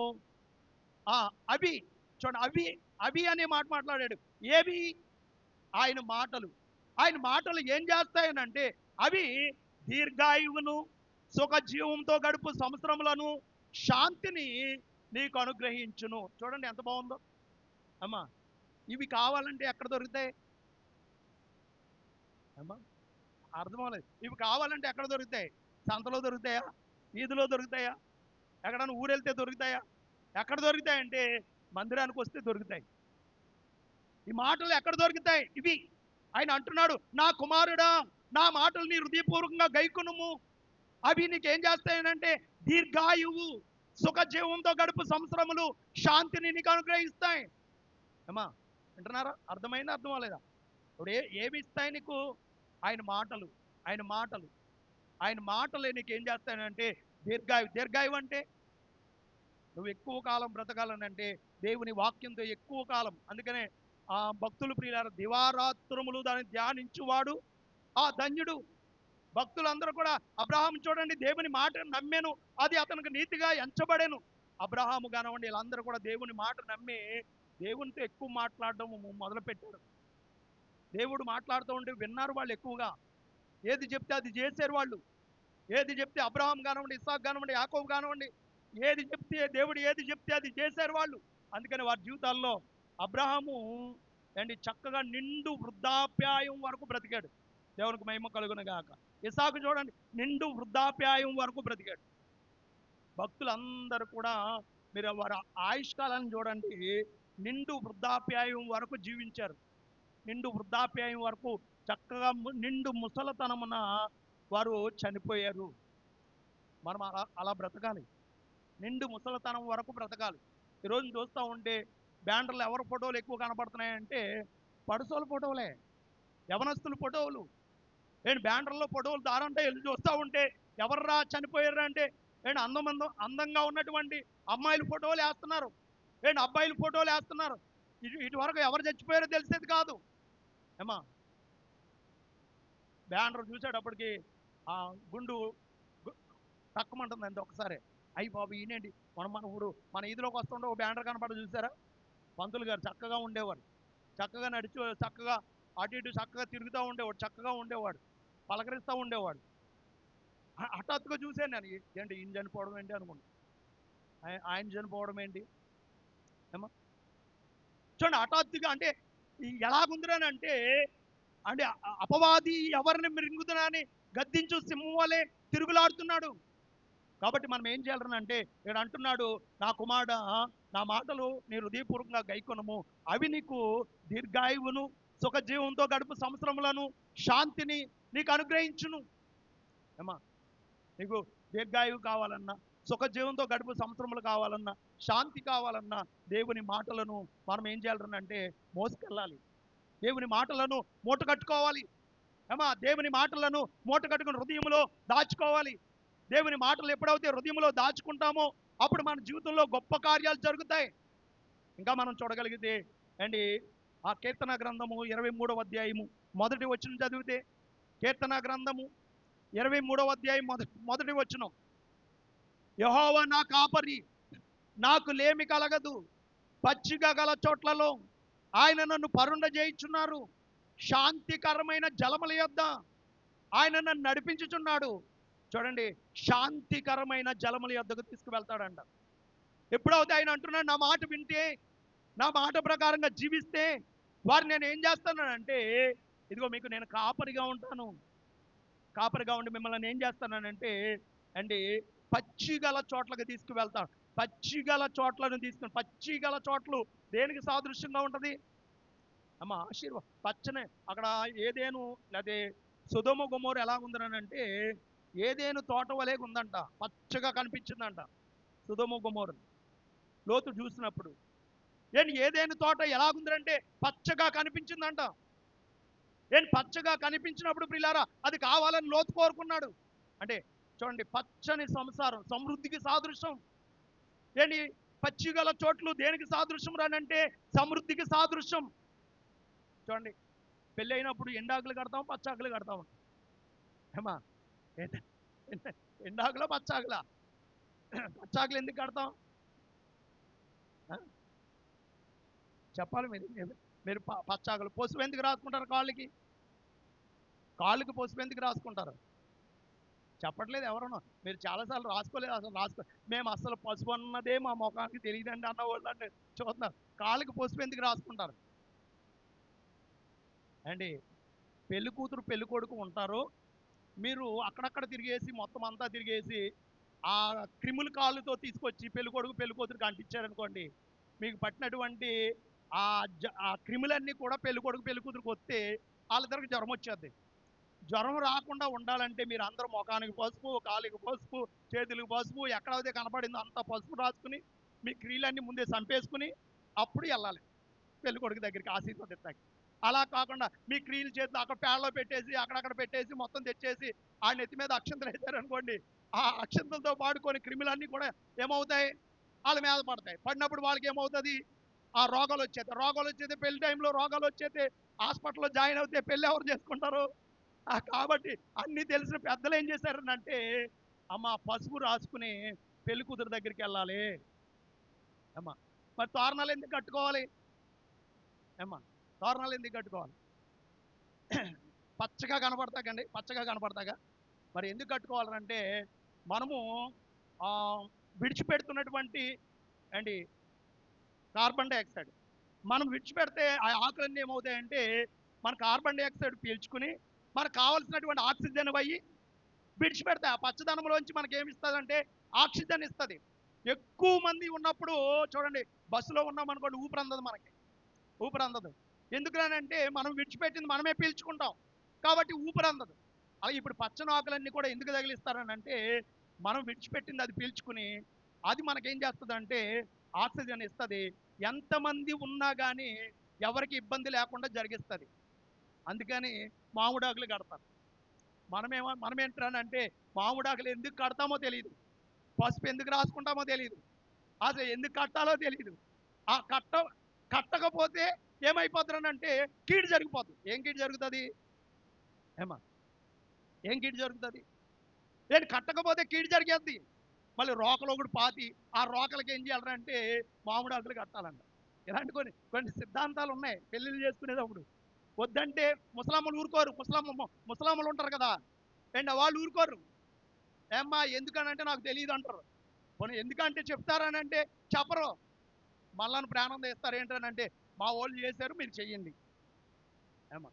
కాబట్టి గమనించి ఇక్కడ అంటున్నాడు లేఖనంలో, దీర్ఘాయువు దేని వల్ల వస్తుందనంటే వీటి వల్ల కాదు. ప్రభు చెప్తున్నాడు, నా మాటల వలన దీర్ఘాయువు, సుఖజీవంతో గడుపు సంవత్సరములు, శాంతిని కలుగుతుంది. రెండో మాట చెప్పాడు, ఇదిగో ఆయన నీకు కాపరిగా ఉంటే గనక ఆయన నిన్ను ఎక్కడికి తీసుకువెళ్తాడంటే పచ్చిగల చోట్లకు, పచ్చదనాన్ని దగ్గరికి తీసుకుని వెళ్తాడు. నేను పచ్చదనంలో నీకు ఇబ్బంది ఉండదు, పచ్చదనంలో సమృద్ధి ఉంటుంది. పచ్చదనాన్ని చెబుతూ అంటున్నాడు, పాలు తేన్లు ప్రవహించు దేశము అన్నాడు. పచ్చదనాన్ని, ఆ పచ్చదనాన్ని పోలుస్తూ అన్నాడు, పాలు తేన్లు ప్రవహించు దేశం. పాలు తేన్లు ప్రవహించు దేశం అని అంటే సమృద్ధి కలిగినటువంటి దేశము అని మాట్లాడాడు. ఈ రోజున ప్రభు మార్గంలోని మనం రాగలిగితే ఆయన అంటున్నాడు, నా శాంతిని మీకు అనుగ్రహిస్తాను, నా శాంతిని మీకు ఇస్తాను, నేను శాంతిని అనుగ్రహించి వెళ్తున్నానని ఆనాడు వారితో చెప్పాడు. అలాగే మనం కూడా ఈ రోజున మీరు వాక్యం విన్నటువంటి మీరు దేవుని వాక్యం కొరకు ప్రయాసపడితే, దేవుని వాక్యం కావాలని కోరుకుంటే, దేవుని సన్నిధి కావాలని కోరుకుంటే దేవుడు మిమ్మల్ని పచ్చిగల చోట్లలో పరుండ చేస్తాడు. శాంతికరమైన జలముల ఎద్దుకు మిమ్మల్ని నడిపిస్తాడు. మీ ప్రాణమును సేద తీరుస్తాడు. మీ శత్రువులు ఎదుట మీకు భోజనం సిద్ధపరుస్తాడు. మీ గిన్నె నిండి పొర్లుతుంది. కృపాక్షేమములు మీ వెంట వస్తాయి. స్థిరకాలము దేవుని మందిరంలో ఉంటారు. అలా ఉండాలని అంటే గనక కంపల్సరీ శాంతి, సమాధానం, దీర్ఘాయువు ఇవన్నీ మీకు రావాలని అంటే దేవుని వాక్యం మీ దగ్గరికి రావాలి. ఏంటి అనుదినం. అందుకనే వాళ్ళ జీవితాల్లో, అపోస్తుల జీవితాల్లో మహత్కార్యాలు, సూచక్రియలు, అద్భుతాలు జరగడానికి గల కారణం ఏంటంటే వారు అనుదినము వాక్యం దగ్గర ఉన్నారు. వాళ్ళు అనుదినము ప్రార్థన చేశారు. అనుదినం కూడుకున్నారు. ఈ రోజున మనము అనుదినం కూడుకోలేము. కనీసం ప్రియులారా మనకు ప్రార్థనలు ఉన్నప్పుడైనా కూడుకుని మనం దేవుని మందిరంలో ఉండగలిగితే కంపల్సరీ దేవుడు ఏం చేస్తాడనంటే శాంతి సమాధానాన్ని ఇస్తాడు. అండ్ ఆ సమాధానం మీ అందరికీ రావాలని నా కోరిక. నా కోరిక ఏంటంటే సంఘమంతా శాంతి సమాధానాలతో ఉండాలి, చక్కగా హాయిగా ఉండాలి, ఎటువంటి ఇబ్బందులు ఉండకూడదు అని మా కోరిక. అలాంటి కోరిక తీర్చాలంటే మీరేం చేయాలంటే దైవజనుడిగా నేను ఉన్నటువంటి దైవజనుడు ఏ మాట చెప్పాడో దైవజనుడు మాట గీటు దాటకూడదు. మొన్న అక్కడ కొల్లేరు వెళ్ళాం. కొల్లేరు వెళితే, అది మన షారోను వాళ్ళ అమ్మమ్మ గారు చనిపోతే అక్కడికి వెళితే, అక్కడ ఉన్నటువంటి విశ్వాసులు ఎలాగున్నారు తెలుసా? పాస్టర్ అమ్మగారు లాగా ఉన్నారు. దేవునికి మహిమ కలుగునుగా. విశ్వాసులు అందరూ కూడా దైవజనుడు వెళ్ళేటప్పుడు గడగడలు ఆడిపోయారు. ఏంటి వాళ్ళు నైటీలు వేసిన ఎవరు ఉంటారు? బుద్ధి లేని వాళ్ళు ఉంటారు. అండ్ మనోళ్ళు అయితే కార్యక్రమం దగ్గరికి నైటీ వేసుకెళ్ళిపోతారు. ఏంటి ఎక్కడికి మటుకి సెంటర్లోకి నైటీ వేసుకెళ్ళిపోతారు. ఎక్కడైనా ఓ గుడ్డ ముక్క ఇలా వేసేసుకుని వెళ్ళిపోతూ ఉంటారు అంతే. ఎంత భక్తితో ఉన్నారు తెలుసండి కొల్లేరు వాళ్ళందరూ ఎంత భక్తితో ఉన్నారంటే, దైవజనుడు నోరిప్పి పాడక్కర్లేదు, ఆలయ పాడేస్తున్నారు. మీరు అసలే బాడీ దగ్గరికి వచ్చాక మీరు బిగిసిపోతారు, మాటే మాట్లాడరు. నేను సమాధి గారి దగ్గరికి వెళ్ళేదాకా వాళ్ళు పాడుకుంటా ఎలుగెత్తి పాడుకుంటూ వెళ్ళారు. మా నోరు అడిపోవాలి తప్ప పక్కన వాళ్ళు ఒక్క విశ్వాస పాడరు. మేము నోరు అడిపోయి గొంతు అడిపోయి ఆరిపోయి దాకా సమాధి దాకా మేమే పాడాలి. ఏంటి మళ్ళీ వాళ్ళకి సంబంధించిన పాటలన్నీ పాడుకుంటా తీసుకెళ్ళారు. చక్కగా జనమందరూ మమ్మల్ని రానవరు కదండి, ఉన్నప్పుడు పాడవచ్చు అంటున్నారు. ఉన్నప్పుడు పాడితే అక్కడికి రానవరు కదండి అంటాకే ఉంటుంది. ఉన్నప్పుడే పాడం మనం. ఏమా చూడండి, చక్కగా నిజంగా చాలా అద్భుతంగా జరిగింది కార్యక్రమం. అలా చేశారు. అలాగా ఆడవాళ్ళు అందరు సమాధులు దాకా వచ్చారు. వచ్చి ఆ భూస్థాపన కార్యక్రమం అయ్యేదాకా చక్కగా వాళ్ళు ఉండి భూస్థాపన కార్యక్రమం చేశారు. ఎందుకు ఈ విషయాన్ని చెప్తున్నానంటే, విశ్వాసులు అంత మంచి ప్రార్థన పరులుగా ఉన్నారు. ఏంటి దైవజనుడు రాకపోయినా కార్యక్రమాలు నడిపించేటట్లుగా ఉన్నది వాళ్ళ పరిస్థితి. దైవజనుడు రాకపోయినా, ఒకవేళ నేను రాకపోయినా మీరు నడిపించేయాలి. ఇప్పుడు ఒకవేళ రాలేదనుకోండి, ఎక్కడ మధ్యలో ట్రాఫిక్ జామ్ అయిపోయింది అనుకోండి, ఇప్పుడు ఝాన్సీ కూడా లేదనుకోండి, ఇప్పుడు మీరు ఏం చేస్తారు? వాళ్ళ పొరుగురు వెళ్ళిపోతే ఆవిడ రాదు. ఇప్పుడు నేను అక్కడ ట్రాఫిక్లో జాములు అయిపోతాను. అప్పుడు ఏమైపోతుంది సంఘ పరిస్థితి? అప్పుడు ఏం చేస్తారు? మీరు ఒకళ్ళ మొక్కలు ఒకళ్ళు చూసుకుంటారా? పాటలాడుకుని వెళ్ళిపోతారా? ఏమా నేనున్నానండి, నేను నిలబడతాను అన్నవాళ్ళు, ధైర్యంగా చెప్పేవాళ్ళు ఎంతమంది? నేను నిలబడితే మళ్ళీ ఏమనుకుంటారు, ఎవరి కాలే ఏమనుకుంటారు అని అంటే ఏమైపోతామంటే వెనక్కి వెళ్ళిపోతాం. కాబట్టి గమనించి అర్థం చేసుకోనండి ప్రియులారా. ఒక దైవజనుడు రాకపోయినా సరే కార్యక్రమాలు ఆగకుండా అలాగ జరిగిపోతూ ఉండాలి. అలా జరిగిపోవాలంటే నేను ఒక పరిశుద్ధుడిగా జీవిస్తాను, ఒక విశ్వాసురాలుగా జీవిస్తాను, ఒక ప్రార్థన పరురాలుగా జీవిస్తాను, గుణవతి అయిన భార్యగా నేనుంటానండి. ఎవరికి వాళ్ళే నేను ఒక గుణవతి అయిన భార్యగా నేను సంఘంలో నేను ఉంటానని మనం ఏం చేయాలంటే నిలబడాలి. దేవునికి మహిమ కలుగునుగా. కాబట్టి గమనించి అర్థం చేసుకోనండి. చక్కగా ఇక్కడ అంటున్నాడు, ఈ రోజు చెప్తున్నాడు, మీ కుటుంబాల్లో ఒక శాంతి సమాధానం వస్తుంది కంపల్సరీ. మీరు దేవునికి దగ్గరగా ఉంటే, దేవునితో ఉంటే, దేవుని వాక్యంతో పెనవేసుకుని ఉంటే కంపల్సరీ శాంతి సమాధానం మీ కుటుంబాలకు వస్తుంది. పచ్చిగల చోట్లలో మీరు పరుండ చేయబడతారు. శాంతికరమైన జలముల యొద్దకు మిమ్మల్ని తీసుకుని వెళ్తాడు దేవుడు. దేవుడు అంటున్నాడు, మీ శత్రువుల ఎదుట మీ భోజనము సిద్ధపరుస్తాడు. నూనెతో నీ తల అంటుతాడు, నీ గిన్నె నిండి పొర్లుతుంది. నిండి పొర్లుతుంది. మనం ఎప్పుడు వెళ్తామో ఈ లోకంలో తెలీదు. చూడండి, తల్లి బాగానే ఉంది, ఒక్క రోజులో చనిపోయింది అమ్మ. చూడండి, బాగానే ఉంది, అసలే ఏ రోగము లేదు, అసలు ఏ ఇబ్బంది లేదు, అసలు బలహీనతే లేదు. ఒక్క రోజులో యూరిన్ బంద్ అయింది, ఒక్క రోజులో గుండెలో నొప్పి కింద వచ్చింది, ఒక్క రోజులో చనిపోయింది. మన బతుకెంత అంటే ఒక్క రోజులో మన జీవితం ముగిసిపోతుంది. బాగా గమనించండి, ఒక్క రోజులో అంతా అయిపోతాయి. ఏడవడం, తుడిచేయడం, కడిగేయడం అంతా అయిపోతుంది ఒక్క రోజులో. మన పేరు ఒక్క రోజులో మరుపు అయిపోద్ది. ఇంకా కార్యక్రమం అయిందంటే ఇంకా వారు పూర్తిగా మర్చిపోతాం. అలాంటి పరిస్థితి, అలాంటి జీవితాలకు మనం ఎంతగానో సుఖ సంతోషాలు, లోకంలో ఉన్నటువంటి ఆశలు, ఆలోచనలు, కోరికలు. బాగా గమనించండి, శ్రమపడండి, కష్టపడండి, దేవుని పని చేయండి, దేవుని సన్నిధిలో గడపండి, బాగా కన్నీరు కార్చండి, ప్రార్థన చేయండి, ఉపవాసం ఉండండి, రోదన చేయండి. అలా చేస్తే మన జీవితాలకి శాంతి సమాధానం వస్తాయి. కంపల్సరీ ఉపవాసం ఉండండి, ప్రార్థన చేయండి, రోదన చేయండి. రోదన చేసే స్త్రీలుగా ఉండండి. అలా ఉండగలిగితే మన సంఘానికి, మన సంఘ బిడ్డలకు అందరికీ కూడా శాంతి సమాధానాలు వస్తాయి. అలా వచ్చి వెళ్ళిపోతాం కాదు ప్రియులారా. చక్కగా పనిచేసే వరంగా మనం ఉండగలిగితే, బాధ్యత కలిగిన వారంగా మనం ఉండగలిగితే, అందరి కుటుంబాల కొరకు భారం కలిగి ప్రార్థన చేసే వరంగా మనం ఉండగలిగితే, వేరే వారి కుటుంబాల కోసం ప్రార్థన చేస్తే దేవుడు మన కుటుంబాలను దేవుడు ఆశీర్వదిస్తాడు. కాబట్టి గమనించి అర్థం చేసుకుని మీరు అందరూ కూడా నేను చెప్పిన మాటలు మీకు పూర్ణ అంగీకారంగా భావించి ప్రియులారా, ప్రభు చెప్పాడు కదా లేఖనంలో, మీ ఆత్మను రక్షించడానికి శక్తి గల వాక్యమును సాత్వికముతో అంగీకరించండి అని మాట్లాడాడు. కాబట్టి మీరందరూ కూడా అంగీకరించి శాంతి సమాధానాలతో, నా మాటల వలన 1 దీర్ఘాయు వస్తుంది, 2 సుఖజీవంతో గడుపు సంవత్సరాలు వస్తాయి, 3 శాంతి మీకు కలుగుతుంది, 4వది పచ్చిగల చోట్లలో నిన్ను పరుండ చేస్తాడు, శాంతికరమైన జలముల ఎద్దుకు తీసుకుని వెళ్తాడు, నీ గిన్నె నిండు పొర్లుతుంది, నీకు కృపాక్షములు నీ వెంట వస్తాయి. కాబట్టి గమనించి అర్థం చేసుకోవాల్సిందిగా ప్రభు పేట మనవి చేస్తూ ఈ మాటలు దేవుడు మన వెనుకడిలో దీవించి ఆశీర్వదించి ఫలింప చేయునుగాక. ఆమేన్. ప్రార్థన చేద్దాం. మోకరించండి. అందరూ కూడా మోకరించండి, ప్రార్థన చేసుకుందాం. దేవా, ఈ మధ్యకాల సమయంలో మీ దాసుని నిలబెట్టుకుని, ఇదిగో నాయన మా కుటుంబాలకి శాంతి రావాలంటే ఎలా వస్తుంది అనే విషయాన్ని మాతో మీరు మాట్లాడారు నాయన. శాంతి అని అంటే డబ్బులు ఉండటం వల్ల, ధనం ఉండటం వల్ల, బంగారం ఉండటం వల్ల, ఆస్తి ఉండటం వల్ల శాంతి కలుగుతుందని మేమైతే అనుకుంటున్నాం నాయన. కానీ దానివల్ల కలగదని మీ వాక్యం వల్ల అది కలుగుతుందని మాతో మీరు మాట్లాడారు నాయన. ప్రార్థన చేద్దాం. అందరూ కూడా ప్రార్థన చేసుకోనండి. అమ్మగారు ప్రార్థన చేస్తారు.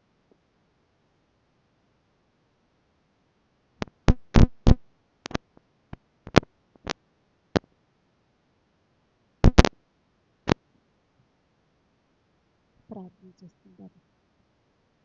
సర్వసృష్టిగత దేవ, సర్వోన్నతుడా, జీవము గలవాడ, జీవాధిపత దేవా, నీకే వందనాలు తండ్రి.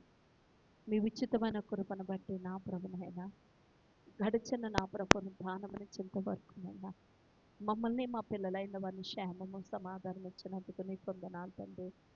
దేవా, ఇదిగో నా ప్రభునని సమయంలో దేవా, నీ సన్నిధానికి వచ్చిన ప్రతి బిడ్డల పట్ల నీకే వందనాలు ప్రార్థిస్తున్నాం. పాటల్లో నేను స్తుతించే వాక్యం ద్వారా మాతో మాట్లాడని బట్టి నీకు వందనాలు తండ్రి.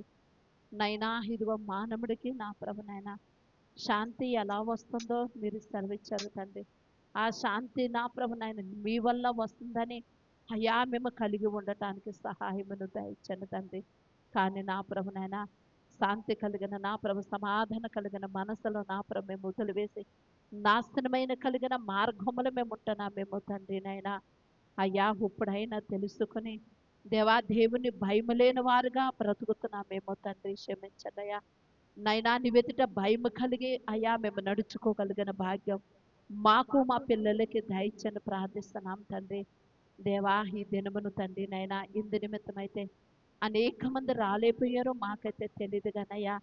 దేవా, ఇదిగో నీ యొద్దకు వస్తే నా ప్రభునైనా మాకు శాంతి కలుగుతుందని, దేవా మీ యొద్దకు వస్తే సమాధానము కలుగుతుందని అయ్యా, ఇదిగో నీ వాక్యమైతే ప్రకటించబడుతుంది. కానీ నా ప్రభు నీ యొద్దకు వస్తే మాకు లాభం ఏంటన్నట్టు తండ్రి నాయన. ఒకవేళ నాయనా మా ప్రజలు నా ప్రభు మా పిల్లలు అనుకుంటే క్షమించమని అడుగుచున్నాను తండ్రి నాయన. దేవా, నీకే వందనాలు తండ్రి. నా బ్రతికించే వాక్యం నీ దగ్గరికి రావటానికి దయచని నా కుమారుడా, ఇదిగో నా ఉపదేశమును నువ్వు ఆలకించుము అని సెలవిస్తున్నావు తండ్రి. నీ ఉపదేశమును ఆలకించి చెవియొగ్గి వాటి ప్రకారంగా మేము నడుచుకోగలిగిన భాగ్యాన్ని దయచని, మేలు కలిగినది ఏంటో నా ప్రభునాన అడిగి తెలుసుకోమంటున్నావు తండ్రి. నాన్న ఆ పురాతనలు కలిగిన మార్గమును అడిగి తెలుసుకుని మా ప్రాణానికి నెమ్మది కలిగే రీతిగా మేము ఉండటానికి సహాయమును దయచండి. నీ దాసుని ఎత్తిపెట్టుకుని మా కొరకు మాతో మాట్లాడబట్టి నీ కొందనాలు దేవా. ఈ దినము రాలేని వారిని ఒక్కసారి జ్ఞాపకం చేసుకోండి. మరొక ప్రధానములు రావటానికి దయచండి. వచ్చిన ప్రతి బిడ్డను కూడా మీరు జ్ఞాపకం చేసుకోండి తండ్రి.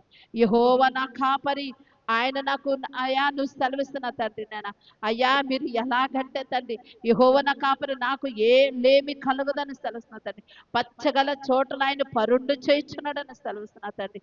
మీలో ఉంటే మాకు ఏది కొదువ ఉండదని నీ వాక్యం ద్వారా మాకు సెలవిచ్చావు తండ్రి. నాయన మరి మేమందరం గ్రహించుకుని నీలో ఉండి నడుచుకొనగలిగిన భాగ్యాన్ని దయచండి తండ్రి. అయ్యా మాకు మీలో ఉంటే అంతా మాకు మంచే జరుగుతుంది తండ్రి. నా ప్రభు అటు కృప మాకు మా పిల్లలకి దయచండి దేవా. వచ్చిన ప్రతి బిడ్డలకి క్షేమము దయచండి, ఆరోగ్యమును దయచండి నాయన దేవా. మీ మందిరములు తండ్రి నేను 6 దినములు కష్టపడుకోమంటున్నా.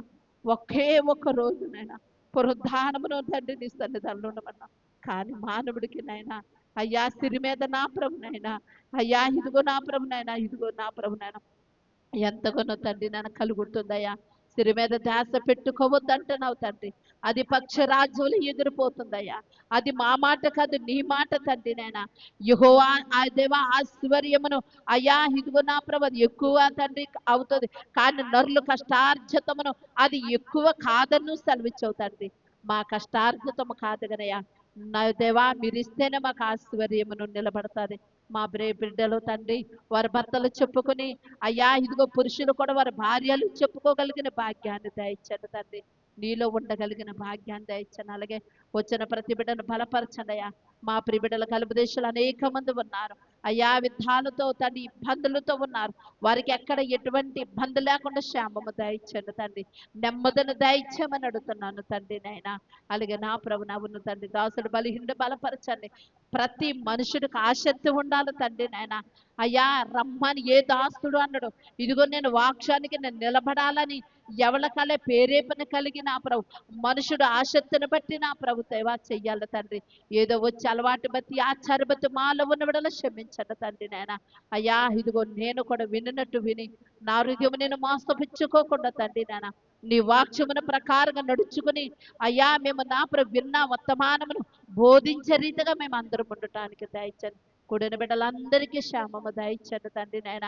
దేవా ఇదిగో నీ నామను బట్టి తండ్రి ఎవరైతే ఇరుకుల్లో ఇబ్బందులు ఉన్నారో తండ్రి వారిని మీరు నామను బట్టి ప్రార్థిస్తున్నా మీరు లేవనెత్తండి. అలాగే దినమున పెళ్లి రోజు జరుపుకునే బిడ్డలని పుట్టినరోజు జరుపుకునే బిడ్డలను కూడా మీరు ఆశీర్వదించి దీవించి బలపరచమని సంఘమంతా క్షేమము నింపమని అయ్యా ఇదిగో నా ప్రభు నీ బిడ్డలకి ఏ సమయానికి ఏది అవసరమో క్రీస్తు నామంలో ప్రతి అవసరత నింపి కృప నింపమని ఏస్తున్నాం లడుచున్నాం తండ్రి.